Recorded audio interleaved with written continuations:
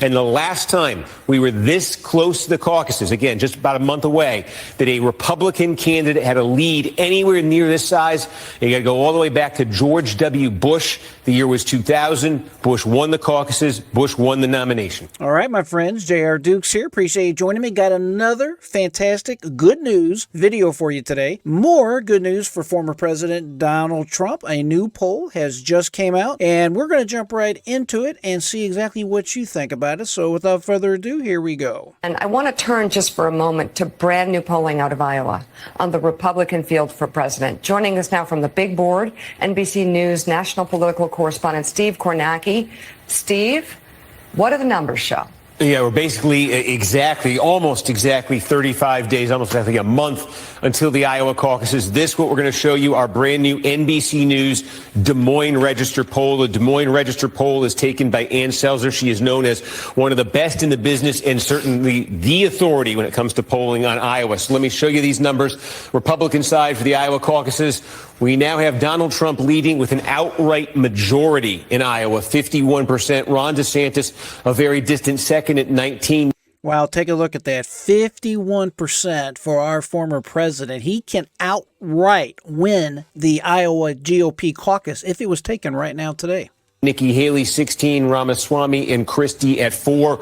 We last polled Iowa in October, also with the Des Moines Register. Since then, look at this, Donald Trump's lead. He has added 8 points to his total. DeSantis up a couple. Haley, who had been moving flat. I think it's significant because in the month leading up to this poll, you had Ron DeSantis pick up the endorsement of the governor of Iowa, the endorsement of a key evangelical leader in Iowa, got a lot of press attention for completing a 99-county tour of Iowa, had a Fox News debate against Gavin Newsom in front of millions of Republican-leaning voters, and was part of that fourth Republican debate last week that Donald Trump wasn't in.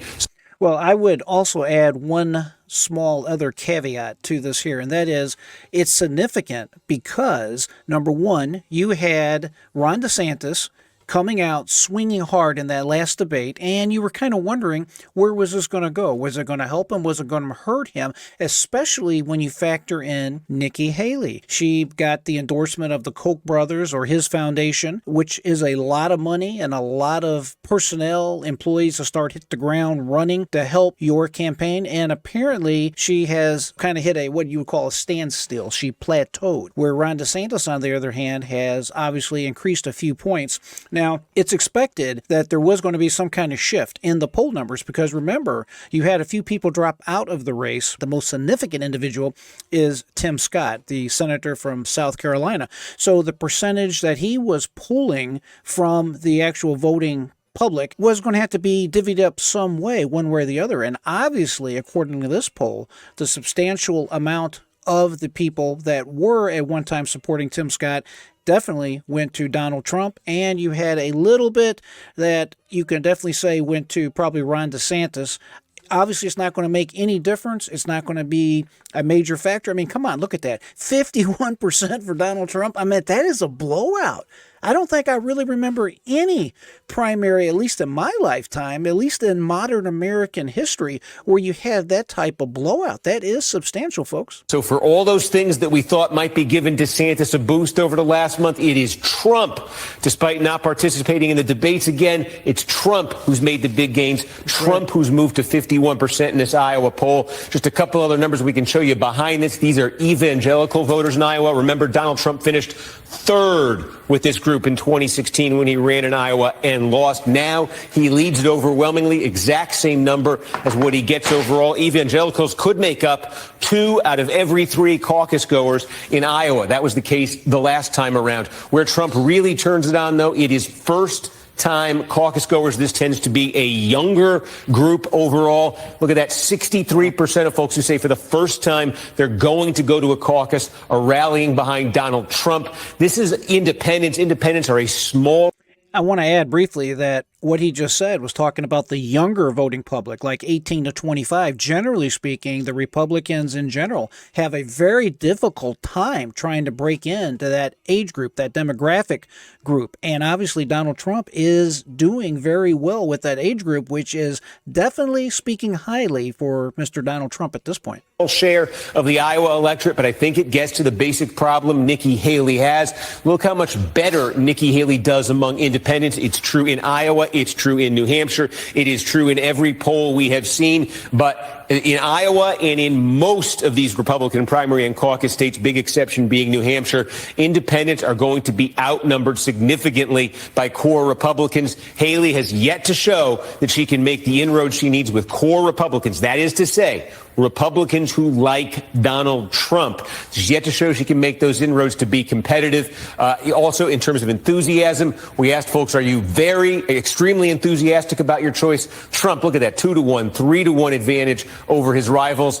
We asked folks, When you're talking about enthusiasm, I think in my mind that's one of the most significant factors to look at in any type of presidential election, because you can take all the polls you want in the world, and if the people are not enthused, that they're not motivated, that they're angry, happy, whatever, they have to have something that's driving them to go out and vote, because you have to make an effort to vote. You have to get out, get in your car, go to the poll, or at least do the mail-in thing, but it does take some effort, and when you're motivated, you have a definite advantage, in my opinion. Is your mind made up? 77 out of 10% of Trump voters in Iowa say their minds are made up. Again, more than double that of any of his nearest rivals. And then we asked this question here, a lot of words. This is about electability and Republicans' perception of it here. We've talked so much in 2023 about Donald Trump's trials. We will continue to talk about it in 2024. But we asked folks, can Donald Trump win the election regardless of his legal challenges? Now, nearly 3 out of 4 Republicans in Iowa say yes. Last month, that number wasn't even 2 out of 3. Big jump there for Trump. We also said, hey, are Trump's legal challenges too much? They make it nearly impossible for him to win. 24% saying that. Again, that number was over 30 last month. So all sorts of signs in this poll, Mika, showing that Donald Trump over the last 6 weeks in Iowa has actually improved his position. And the last time we were this close to the caucuses, again, just about a month away, that a Republican candidate had a lead anywhere near this size. You got to go all the way back to George W. Bush. The year was 2000. Bush won the caucuses. Bush won the nomination. My friends, if you haven't done so already, please be sure to hit that subscribe button, like, share this video with your family and friends. I definitely appreciate you doing so. NBC's Steve Kornacki, thank you. It's just like she said, the last time that they had that type of lead or something even close to that type of lead in a poll taken in Iowa was all the way back during George H.W. Bush. So he went on, obviously, to be the nominee for the Republicans, and obviously he won. So is history repeating itself? We'll see. But come on, it's going to be very difficult, if not impossible, to overcome a 51% majority, and 70% of the 51% are locked in, lock solid, at least according to this particular poll. And as the reporter there just said, and remember, this is MSNBC. They are not exactly the most Republican-friendly, conservative-friendly, I would argue conservative American-friendly, or just outright American-friendly place, period. They are extremely liberal. They're more liberal than CNN. So you have to understand, for them to come out with this type of poll and report it has to be extremely painful. Normally, they just ignore it. That's been my experience. They don't even report it, or at least they qualify it to where they basically make you think it's insignificant. It's not really anything to be concerned with. It's hard to argue about this. I mean, this is really a serious situation if you are running against Donald Trump. And I've said it a long time ago, this race has been over for a long time. The only good thing about having a primary, in my opinion, when you have a candidate like Donald Trump so far ahead, is it gives Donald Trump someone to run against. It keeps his name in the headlines. It makes him look like the winner that he is, because he's going to win the Republican nomination, and it's just used as a springboard to bounce him into presidential office again. Hopefully, that's definitely my hope. Folks, we all have a decision to make. We all have to ask ourselves, are we going to sit on the sidelines, or are we going to get motivated and get up and vote? You need to talk to your neighbors, family, friends, share this message with them. It's my goal, as you will know, the folks that have been watching me for any length of time, I want everybody to examine the facts themselves. I want you to do your own research, do your own checking, and you will see just how important this upcoming election is.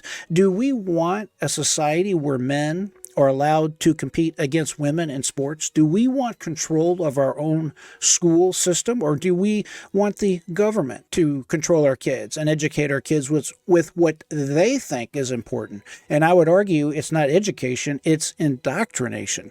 Do we want a society where we have 87,000 more IRS agents up our butts all the time looking for more tax dollars and making our lives miserable? And you know as well as I do, 87,000 IRS agents. The individuals that have money, they have the money to fight tax notices or whatever. They have accountants. They have attorneys.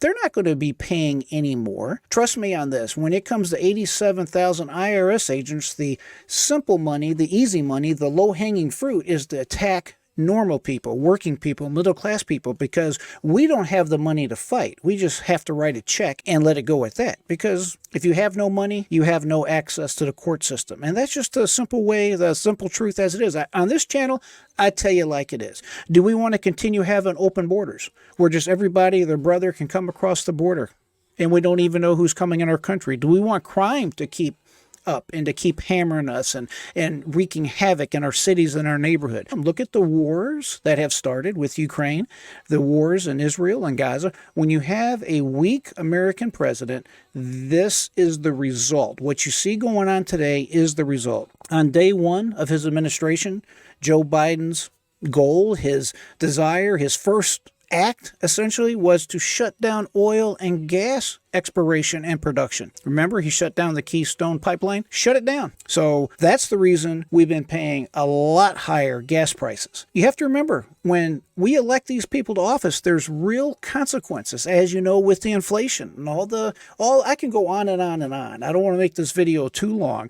but we have to recognize how important this next election is. We must put a stop to this woke crap.